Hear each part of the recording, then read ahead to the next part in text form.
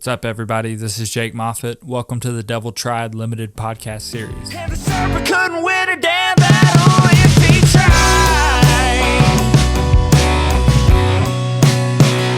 Lord, he tried, but he can't bring me down, not in this life. Yeah, the devil thought he won this war, but he lost this time. Hey, y'all. This is episode 4 of the podcast, and I'm super excited to get into this one. This is the final episode centered around hip-hop music and my journey as JX2000. And I think it's a good way to transition into the country side of things and get to more of the current story that's going on in my life. So I'm going to jump right into it, as I have in every episode. I'll summarize real quick what happened in last episode. So we went through 2019 to 2020, which dealt with going into college, into freshman demos, into wanting to retire music as a whole, into meeting friends who also made music, into Just Shut Up and Trap, into Full Form. So those are 3 of my 7 hip-hop studio album releases, and this last phase will deal with the last 2 of those studio album releases, so I'm excited to get into that. At this point, we're in 2021, right when Full Form releases. If you want to check out the last episode, you'll hear at the end portion of that how Full Form was made in 2020 and then released on New Year's of 2021. That's exactly where we're going to pick this story up and where we're going to continue on. So 2021, release of Full Form. I mentioned this in the last episode as well, but I performed the album on New Year's Eve at one of my buddies' houses and really gained a lot of experience there, knowing how to perform a rap album to people who, to be totally honest, don't care about rap music. They just like it at a party and like how it sounds when you're drunk or having fun or whatever. So I took advantage of that and kind of made the irony that fact, and was like, I'm going to perform this and be serious about it, even though I know these people don't really care about it. But I'm going to be serious because they support me, but at the same time, they're thinking in their heads, when is this going to end? And I was like, I'm not going to let it end until I'm ready to let it end. So that's exactly what I did. New Year's Eve happens. The album releases at midnight. That's awesome. We party. Great time. Well, at the end of Full Form, similar to the end of Freshman Demos and the end of Just Shut Up and Trap, I thought it was time for me to end my music career. The album name was Full Form. How much more perfect could it get? And I actually toyed around with that idea of retiring for maybe a month or so. And honest to God truth, Jason, Kid 88, wouldn't let me retire. He was like, nah, it's not happening. So I was like, so what am I going to do? I've put out an album called Full Form. Where do I go from here? I still was on the creative wave of making fun songs like Full Form had, and really felt like my pen was really strong. That's the ironic part of me wanting to retire again, is I was really at my peak, my full form of artistry and production at this time, and I still had songs left over that I felt like were ready to release, ready to finish to release. Before I get into what that led into, I want to talk about forming Got That Bag. Got That Bag Entertainment, or GTB, as I mentioned in last episode, is a group of guys and a girl that I felt really comfortable making music with, that we made a lot of good music with, that we grew together. We gained experience and knowledge for working in collaboration with other rappers and singers and things of the sort. And Got That Bag was really important for my development, and as I said last episode, was probably the most important project or thing that I worked on even more important than any of my albums. Got That Bag was my heart and my home, and those are guys that I will be friends with for the rest of my life and connected to for the rest of my life. So that was one of the best times and most fun times I've ever had making music. Something else to mention and plant the seed for before I get too far into the next project and the project after that is that I was starting to write songs again in the form of country music. Parker Benton was one of my really good friends in engineering at Arkansas Tech University, and he was convincing me to bring my guitar around more. He was convincing me to get creative on that side of things. I had even included him on some of my albums. He played the guitar solo on Love Hurts on Just Shut Up and Trap. I was hesitant to start writing country music again, and also Terry McDonald was a big factor in me writing country music again. One of my buddies who was in a different fraternity than me in college, but we were really close, and he convinced me to start writing country music. Parker convinced me to start writing country music again, and I kind of fell into that trap, thankfully. It wasn't much of a trap, it was just people telling me where to go, people leading me down the right path, God leading me down the right path, in my opinion. But this led me to join the school talent show called Tech's Got Talent. Remember, I went to Arkansas Tech University, so I signed up for Tech's Got Talent with Parker Benton, and we practiced, and we practiced these cover songs that we were good at playing. We practiced a Post Malone song. We practiced Here Without You by Three Doors Down. We practiced Simple Man. All was great. It just wasn't hitting the same as when we would get together and we would play the songs that I had written at the time. The main one being Free, and then the other one being Down to the River, in parentheses, Find Me. That ended up landing on Stick Stones and Sad Love Songs, my first country album. Anyways, we joined the talent show, decided to do that. That was really exciting. We got second place behind one of my buddies that had been playing guitar his whole time at Arkansas Tech and playing it publicly.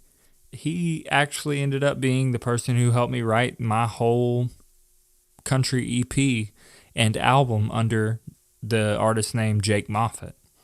So me and him are still really close to this day. That's Matt Mosley. And he shot my engagement pictures. He has helped me write that album. I mean, he's helped in so many ways.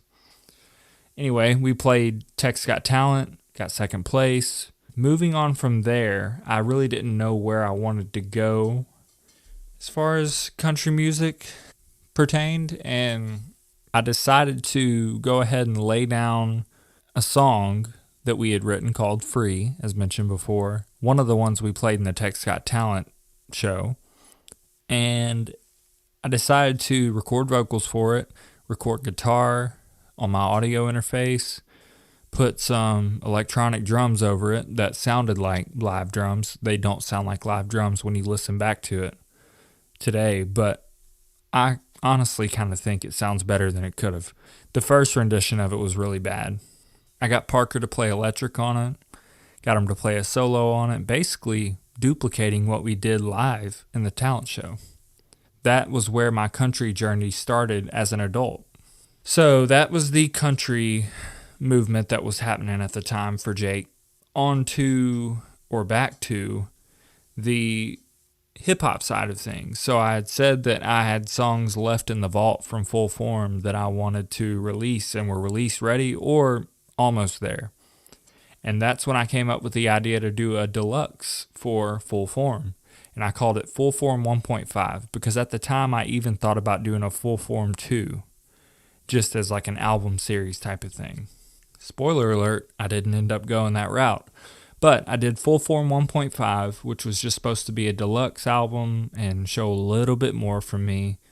You know, Full Form had, 10 songs, and I just wanted to show a little bit more of the process of that album through about 5 or 6 more songs. I think it was 5 for sure, because It was Full Form 1, it was 10 songs. Full Form 1.5 would be 15 songs. I'm a math guy, that's how it worked in my head.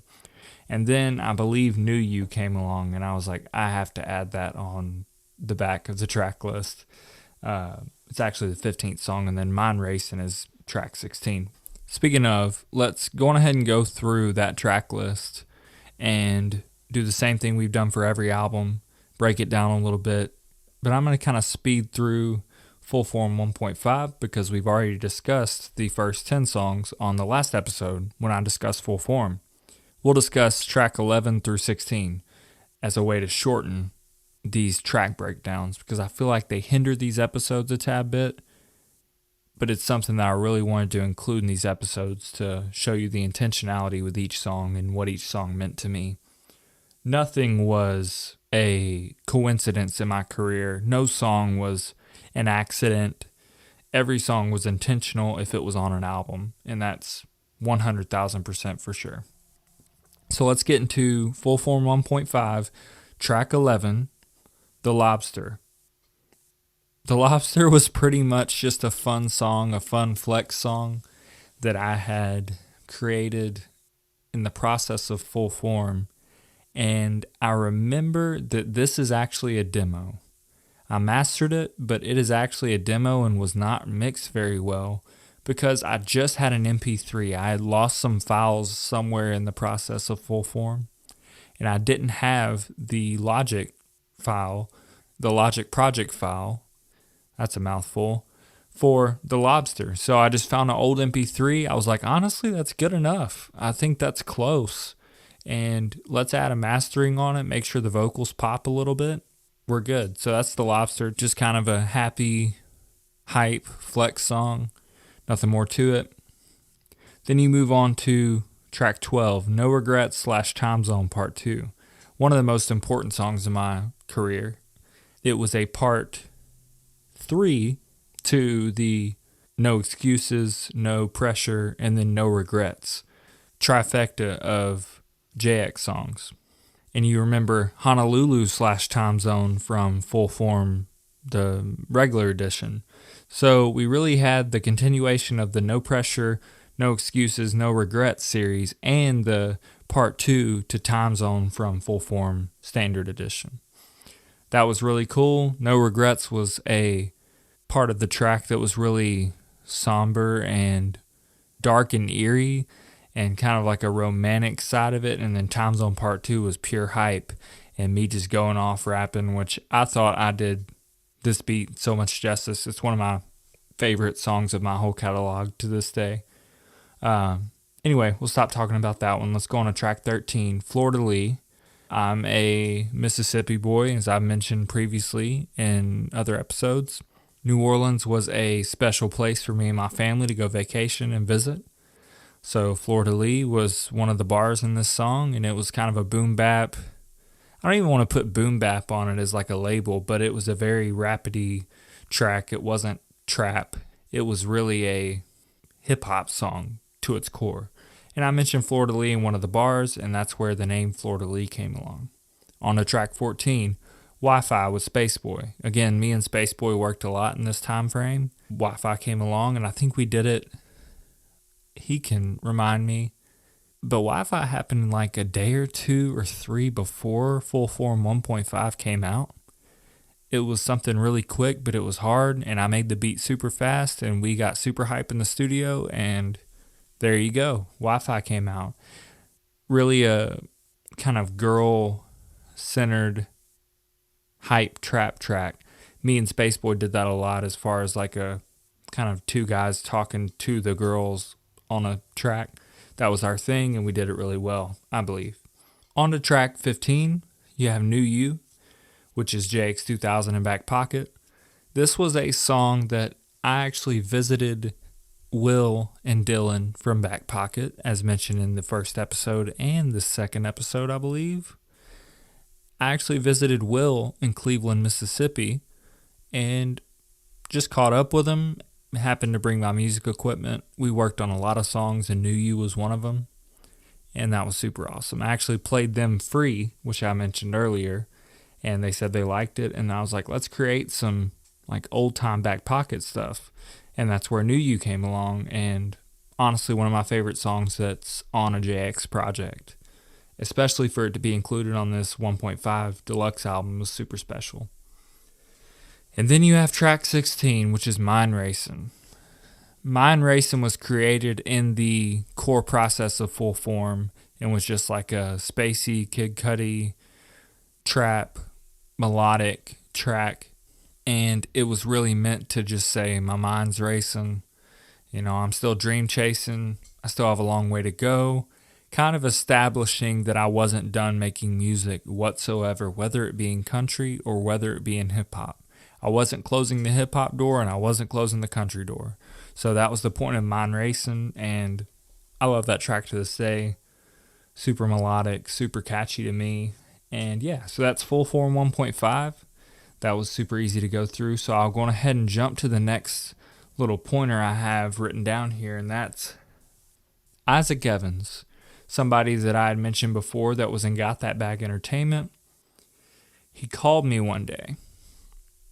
And like I said, we had done hip-hop music together. I had produced for him and his group, the Shack Boys, and also just for him.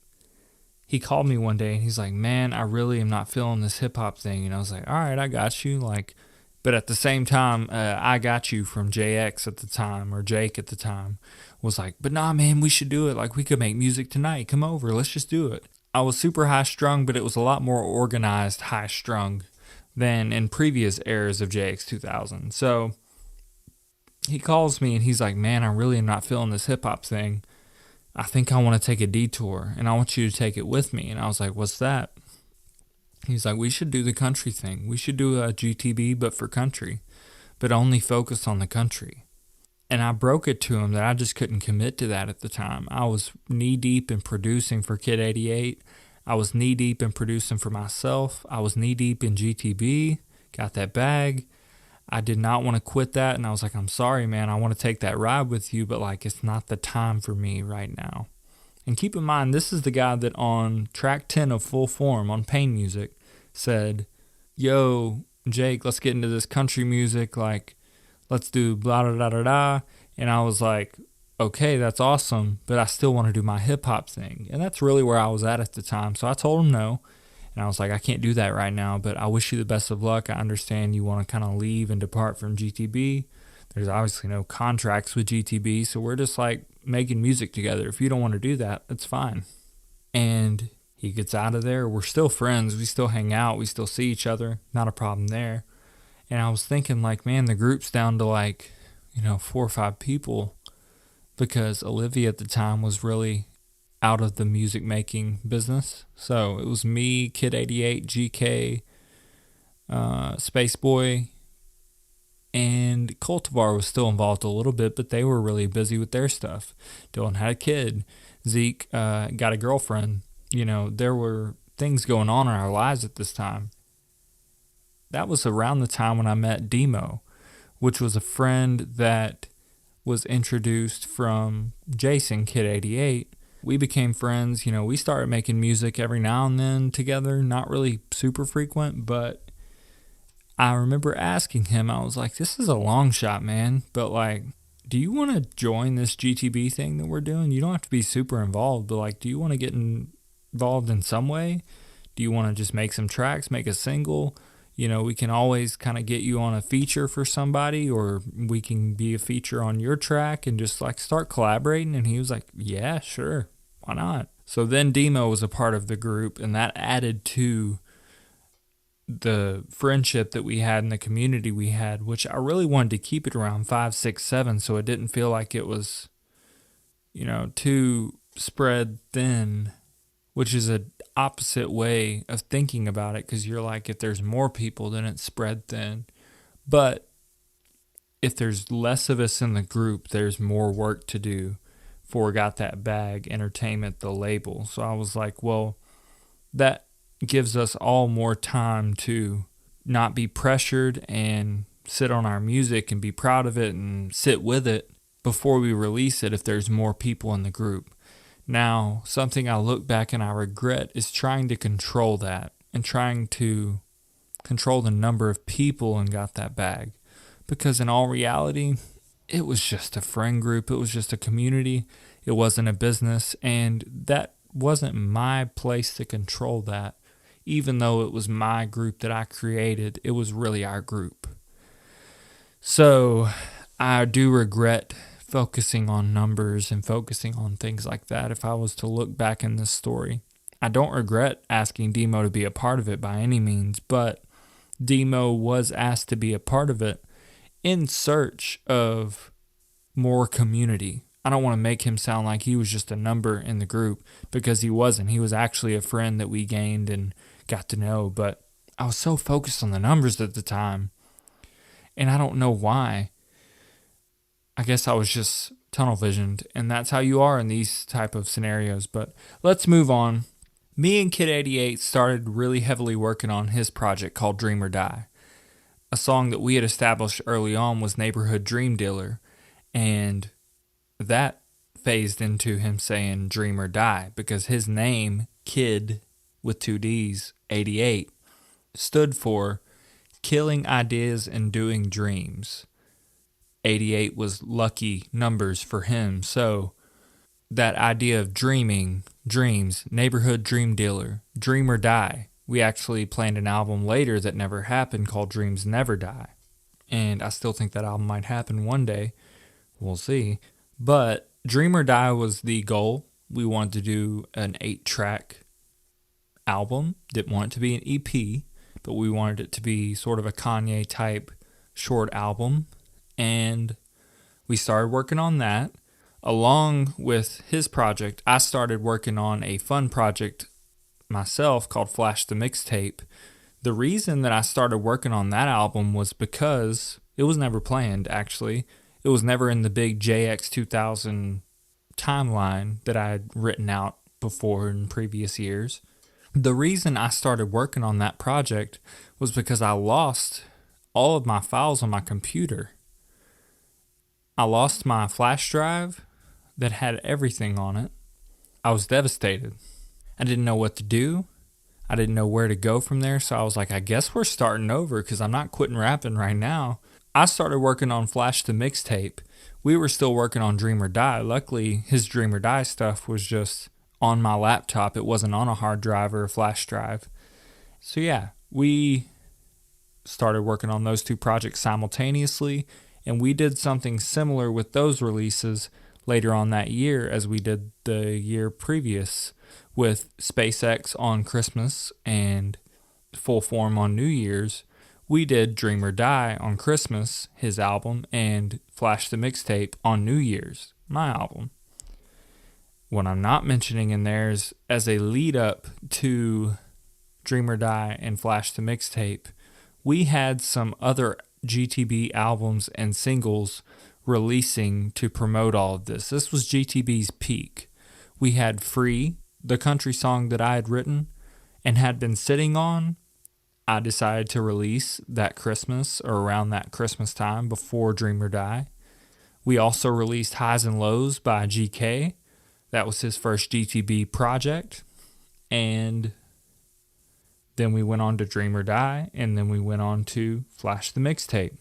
Let's go through this album real quick. Track 1 was For the Record, which was kind of a melodic trap song. Nothing much to it. A lot of these songs won't have the most substance to them because it's a mixtape. It's meant to be fun, so that's what we did.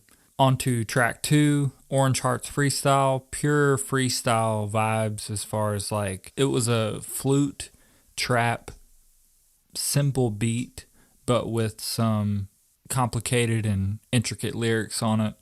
Wasn't meant to be anything too serious. I thought the track ended up sounding really good with the sound effects and the mixing that I put on it. Let's go to track 3, Worst Nightmare, featuring Dewi.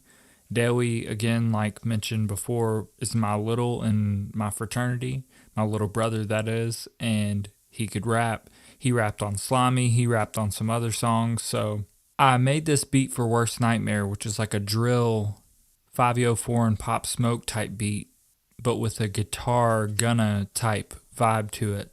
And Dewi was really into Gunna and Lil Baby and that kind of vibe. So as soon as I made the beat and I made my verse and my chorus, I was like, Dewi, you got to jump on this. And he murdered it.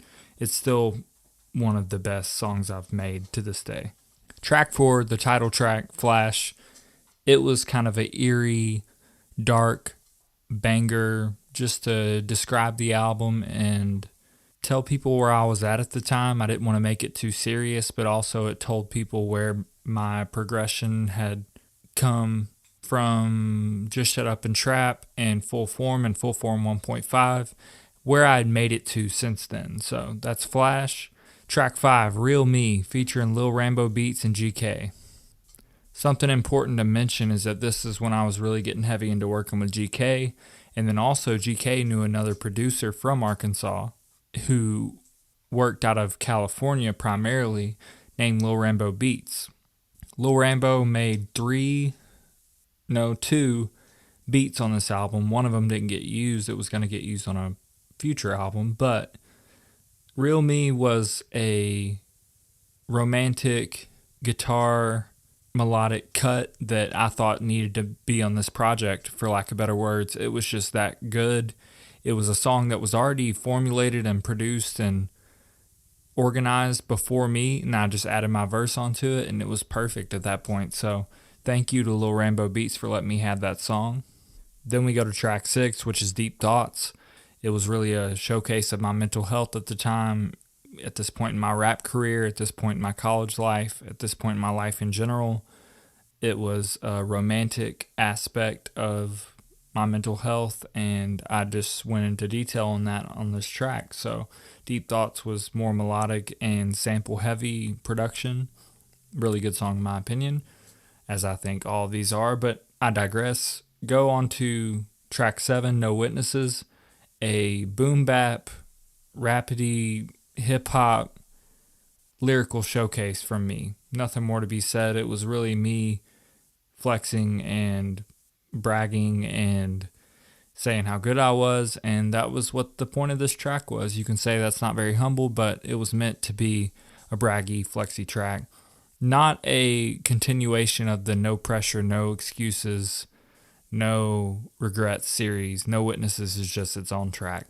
But track 8, Everything Brand New. This is what started this whole album process, is when I lost those files off of my computer, and I was like, what do? I guess I've got to start brand new. And that's when I created this sample heavy production trap banger called Everything Brand New.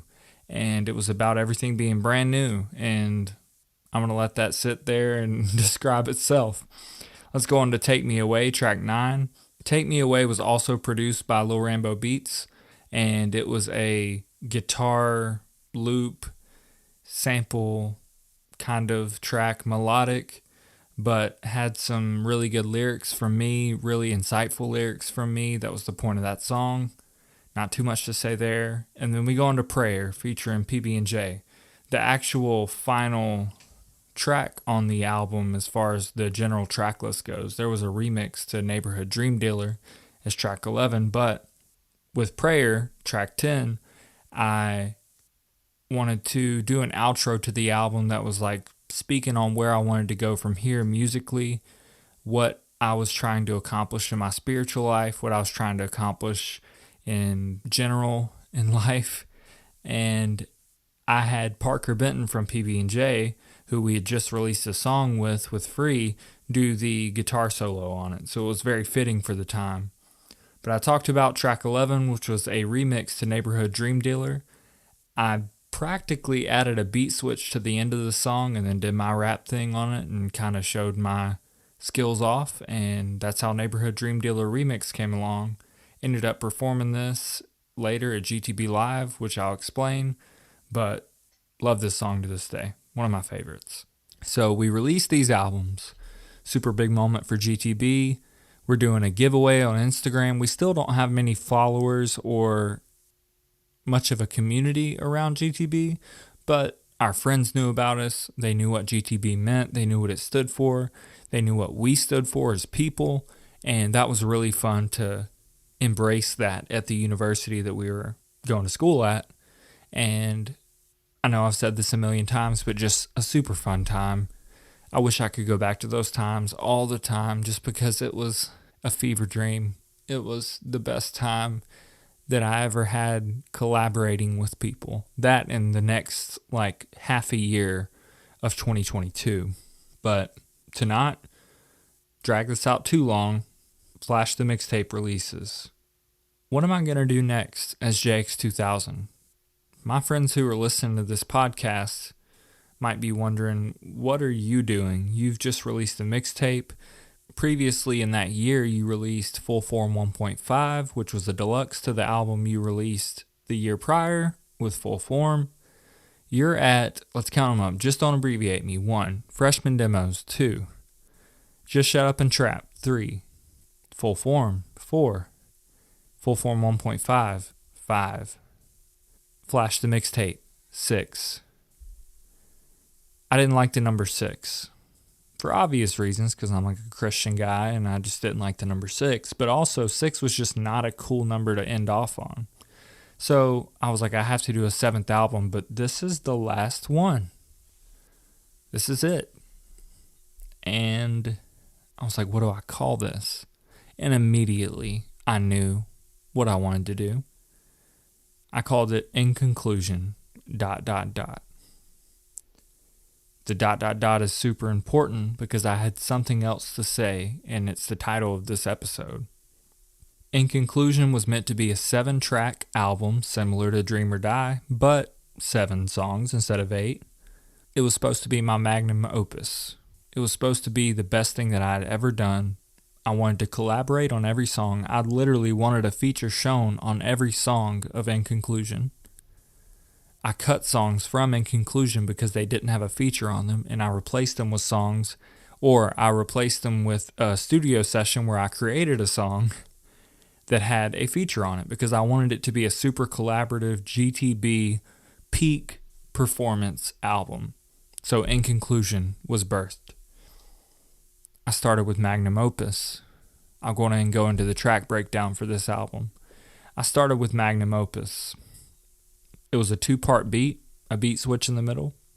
The first half of the song was no drums at first, and then I ended up adding drums later, but it was kind of a build-up, suspense level verse from me, just going off. I'll go ahead and preface this whole album with I murdered every beat on this album. I'm not a cocky guy by trade, but I really think I murdered every beat on this album. I'm super proud of this album. I have it on vinyl because I was that proud of it. It was my favorite thing I've ever put out as far as a body of work. Magnum Opus, back to that. The first half was me just building up with suspense, a verse that was hard as hell. Second half was a boom bap sample type beat. And I was like, who could murder this and show their passion on it? That's a feature. That's not Kid 88 because he was already on 2 songs that were, or already had 2 songs planned out for him to be on later in the album. So I was like, Isaac, the same guy that earlier in this episode called me and was like, I'm done with the hip-hop thing. I'm going on to the country thing. I was like, let me hit him up. Let's just see. I called him. He's like, I'm going to do my little impression of him. He's like, I don't know, man. Like, I don't know if I can do it. Like, that's not really what I'm doing anymore. And I was like, all right, Isaac, let me play you this song and then decide. He comes over to the house that I lived at the time, and I played him the song. The second verse comes along, or the beat switch comes along. He's like, all right, you're right. And I was like, I know. I know I'm right, and you need to be on this, dude. Like, this is made for you. And just go listen to the song. He murders it. It's not even funny. It's not even a question. It's just that good. That was supposed to be the best of my rapping ability, and it still is to this day. As far as boom bap, as far as straight lyrics and bars go, Magnum Opus is my best song. On to track 2, Amen, Amen. Who's somebody I haven't collaborated with in a long, long time, or even spoke to in a long, long time, that means a lot to me. Brandon Fox, from previous albums and previous episodes that we've talked about. It was meant for him. It was a song about when you're struggling and you're down and you don't know where you're going to go, just God is the answer. In conclusion, being 7 tracks was really meant to be a return to personal faith for me, because the past couple albums weren't centered on faith much at all. So I was like, within conclusion, I want to get back to the faith aspect of this whole thing and realize that God got me here. So who would I be not to make him the center and focal point of the album? Amen, Amen, Brandon Fox. Trap starts off kind of slow or low energy, builds into a super trap type beat with a lot of spiritual and choir influences in it. Brandon kills his verse, talks about some super heavy and deep things that would be hard to talk about on a track, but he does it, and he does it best. So, super proud of Brandon for that. Super proud to have him on my album. Then you go on to track 3, Betty, featuring Spaceboy. Honestly, not much to be said. It's a piano loop. I put a hard beat behind it. I was good at taking a loop and making something out of it, or changing the loop or altering the loop or reversing the loop and making it sound super good and making it, pop on the track. And invited Spaceboy to come in on that one with me, and he killed it. Nothing more to be said. Track 4, Stuck in My Ways. This one was probably one of the earliest in the album making process. Me and Kid 88 got together, we made this song. It really got changed a bunch in the process. But trap banger. A lot of suspense and build-up. Very cinematic, as all the tracks were on this album. And super proud of Stuck in My Ways, but not Jason's best verse on the album by far, even though it's one of his best verses to me of all time. Let's go on ahead and move to track 5. Who else is on GTB that I haven't really collaborated with yet as far as Jake's 2000 goes? He had collaborated with other members, but not me. Demo. To Whom It May Concern, track 5 was one of the earlier songs that I worked on for the album, and a super special one at that. More of a relationship type song, typical trap song for its time, with the guitars and the high pitch vocal sample and that kind of thing. It was really a letter to whom it may concern, to our respective loved ones that we were, when I say loved ones, I mean romantic loved ones, that we were facing struggles with. And me and him could relate on a lot of that, and we had a lot of talks about that, and that made sense to us. So we did that song, To Whom It May Concern. Demo killed it. He picked up where I left off and did it better. So one thing I can say about this whole project is the features outperformed me a lot of the time, and I think I did great. So that says something, that I really think a lot of the features and what they did on this album. Move on to track 6, 2 Corinthians 5:7. Gonna try to shorten this story up a little bit because we are going a long time here. But 2 Corinthians 5:7 was a song I made during the 5 Seconds era, which turned into Freshman Demos. So we're talking 4 or 5 albums back.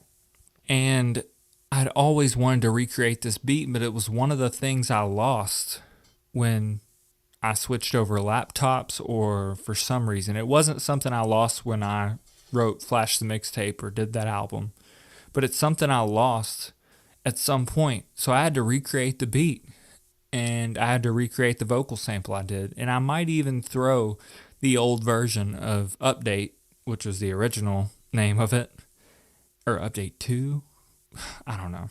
But I had to recreate the beat, recreate the sample. I used the same starting out lyrics, but then used that to build a chorus, used that to build a whole first verse, a whole second verse. And I let my pastor, J.D. Finley, who has spoken on multiple of my songs before, I let him spit. I was like, 2 Corinthians 5:7, for we walk by faith and not by sight, is the theme of this album. It's, you're walking by faith in life. You're not walking by sight. you have to trust in God with everything. And I wanted him to paint that on this song, and I actually ended up using a vocal sample of his where he says, "For we walk by faith and not by sight." I use that on every song at least once, somewhere. And that became the focal point and theme of the album. So 2 Corinthians 5:7, super important track to my career. Full circle from freshman demos or 5 seconds, that would come back and be the 6th track on my final album. In conclusion, ... And we get to the last track, Death Scene 3. Remember, on Just Shut Up and Trap, you had Death Scene 1, which was a fake retirement song that was staged to be that. And then on the deluxe, you had Death Scene 2 that I'm not sure if I ever mentioned, but Death Scene 2 was just a part 2 to Death Scene 1. I really didn't know Death Scene 3 was coming until I started making this album. Then I made a beat. It was insane. If you listen to the beat, you'll hear why it's insane. It's insane. It's my best production I think I've ever done. Hands down. And to brag on myself, I think the compiling of everyone's verses on this song and the way I ingrained the production into everyone's verse was so close to flawless for me. Nothing will ever be flawless that I've done, but that's the closest thing to flawless production-wise that I've ever done. So Death Scene 3, I was like, I gotta include everybody on GTB that I haven't up to this point. So I included GK, I included Lil Tony, Kid 88, this is his best verse on the album, one of his best verses of all time, and I can't say how proud I am of that verse. It's one of the best verses of all time, in my opinion. Then somebody else that I brought in, Chief, Brennan Seifert, who I mentioned in episode 2, the Just Don't Abbreviate Me episode. He's somebody I kept up with. We never rapped together. He was done rapping for like 2 or 3 years. And I said, dude, just come back for this verse. I sent him the song. He was like, yeah, it's hard. Let me see what I can do. A couple months later, sends back the verse. End of story. Chief murdered it. And I mean like obliterated this beat. And then at the end of the song, I came back in and did sort of an outro verse. And I started spitting lyrics that were related to JX dying. Death Scene. This is the final death scene. I knew it at this point.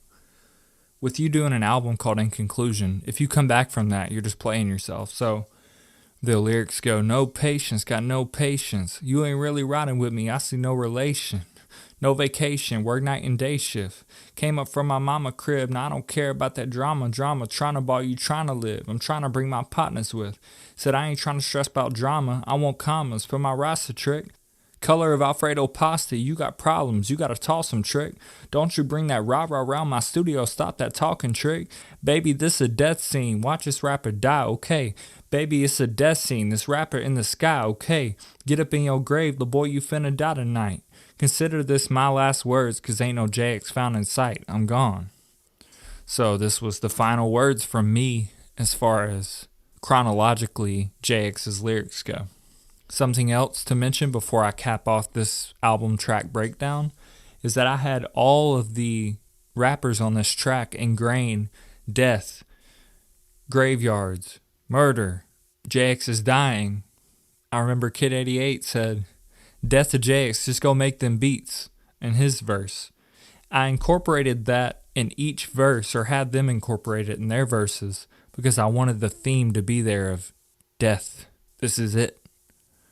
Although I'm getting life from Jesus and I walk by faith and not by sight, and that's also a theme. I wanted death of my rap career to be the theme here. So that's In Conclusion. It took longer, even though it's only 7 tracks, because that is my favorite album. It is the most special to me, and it will always be my prized possession, magnum opus, greatest work, which is what magnum opus means. It is my holy grail of JX 2000 music, and it's the one I'm most proud of. So let's go back through the story now that we're over that hump. With the creation of In Conclusion, I wanted to release it on graduation of 2022. So I staged a performance, not staged, but I planned a performance at Arkansas Tech University, the school I was graduating from, in the Student Union, which is like a student hangout spot on campus. And I got the necessary permission to perform at this location. You can see that on YouTube. I had all of the members of GTB perform. It was a big GTB live performance, something I'm super proud of to this day because I really got everyone to step outside of their comfort zone and be an artist and get a chance to perform. And I also got to play my new album for the first time for everybody except the GTB members that were on the album. The most special thing about my rap career, besides creating GTB and that being a big part of my life, GTB Live was the pinnacle of my rap career. And I can't thank the people that made that happen enough. So where to now? I graduate. Of course, I'm graduating with an engineering degree. I have to get a job. I do that. I find a job. I'm starting adult life. Musically, there was one more thing to say, and I'm not going to get there just yet. But GK wanted to release some songs that he had in the vault. So one of the projects that I worked on as I was starting my adult life was Hype the Mixtape. Remember, I had Flash the Mixtape. You had Hype the Mixtape from GK, which was a bunch of not throwaways, but leftovers from other albums that he wanted to release and he had been working on in his GTB days after Highs and Lows, his last album that was under GTB. So we put these songs together, we organize them into an album, he releases Hype the Mixtape. Great. The only other project I want to discuss from the GTB days was Bag the Mixtape. Got that bag. Well, Bag the Mixtape was supposed to be the label album. It never happened. We worked on it forever. There was a lot of strides made on it. There were a lot of beats made for it. There were a lot of people involved, but it never happened. Bag the Mixtape is the album that never came out that should have. It was what could have been, but it wasn't. So, Bag the Mixtape didn't happen. At this point, GTB is starting to die down a little bit because everyone's getting into their adult life and everyone's growing up and it's time to move on and it's time to work our jobs and for GK to go to school to be a pharmacist and for Kid 88 to go work his job that he was working at the time, for me to go work my engineering job, for us to go our separate ways, which was really sad to think about, but it was time. So GTB was dying down. And one thing that I wanted to pick back up on and that I was really starting to get inspired by was writing and recording a country album. What would it take to make it happen? How would I do it? Would I do it acoustically? Would I get a whole band? I'm not sure. So I started that process of writing songs. I was dating a girl at the time. That didn't work out. And that really fueled me to write these sad, somber country songs. And also include songs that I'd previously written, like Free and Down to the River, Find Me, from Tech's Got Talent and writing with Parker Benton. And me and Parker Benton formed a band, or at least a band idea or concept, called PB&J, like the sandwich, Parker Benton and Jake. So this album that I started writing country music-wise was called Sticks, Stones, and Sad Love Songs. Like I said, sad, somber country songs. And it was under PB&J. So I started cooking that in the kitchen. This whole time, I never actually talked about releasing In Conclusion, right? It was because I didn't feel like it was mixed right. It wasn't sounding like the magnum opus that I had created. So I stalled that album for a year, from 2022 to 2023. I kept on getting it remixed by certain people, and I went to Fiverr, which is like a creator-based, you can pay me $100 and I'll do a song mixing for you. And no telling how it comes out. There's no reputation besides my Amazon reviews, practically. But I got that album remixed, and I remixed it, and then I remastered it myself, and then I had him remaster it. Eventually, that album comes out in June of 2023. This whole time, I'm working on a country album in the background, the Stick Stones and Sad Love Songs album. But I'm really going to talk about that in the next episode because I want to hone in on that album and cap off the rap hip-hop side of my career with this episode. So, in conclusion, releases in June of 2023. And my final stride that I wanted to make in my hip-hop/rap career was to finish off the sentence of in conclusion, ... So what's the last album name? It has to be a Just Don't Abbreviate Me, Just Shut Up and Trap, Just Don't Forget About Me. So that's the final album name. It wasn't an actual album of songs I was creating at the time. It was a greatest hits / compilation album that I worked on, and I picked my favorite songs from each era. And then at the end of the album, I included a demo from each year that I made music. And it was a 30-song album, 35-song album. It had all the death scenes on it. It had the demos, and it had my favorite songs from each project. I'm going to get into what also released on the date that this released, but this released on my birthday, September 1st. This album releases. It's my final hoorah under GTB. It's my final hoorah for my rap career, and I'm super proud of it. It's the best way to listen to my entire career in its full form, ironically. So with that, I want to say thank you guys for following me through my rap career. I know it was a lot of complicated breakdowns and track breakdowns and album breakdowns, but that's how my rap career ended. There was actually a point right after this album that I thought we would keep making music together and I would keep rapping just for fun and never release anything, or maybe release a single here and there on YouTube, but that got ended quickly. GTB ended up kind of disbanding after that. I remember we had a group text and I put on that group text, thank you guys so much, but this is time for me to end this. This is time for me to step out. And that's the rise and fall of my rap career as JX2000. You had Just Don't Abbreviate Me. You had Freshman Demos. You had Just Shut Up and Trap. You had Full Form.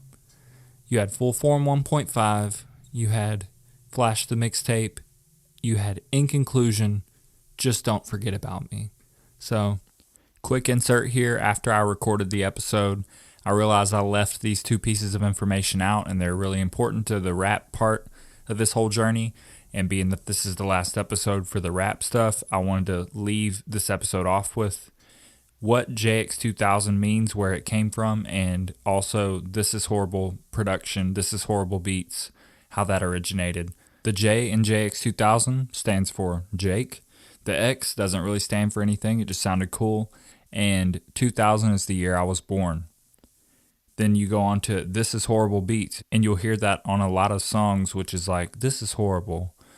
That's my beat tag for me as a producer, and it originated from me making a song, rapping on it, and I was like, this is horrible. And from there on, I was like, I'll be This Is Horrible beats. Obviously ironic, because I don't think my beats are horrible. I don't think my production is horrible, but thought it would be funny. That's where that came from. Anyway, just wanted to throw those two pieces of information in this episode. With that being said, next episode, we're going to get into the country side of things, where I went from here, and I'm super excited for that.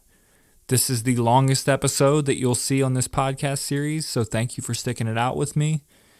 This is Jake Moffitt. Thank you so much for listening. Don't forget to share with your communities, your Facebook, Instagram, Snapchat, your friends.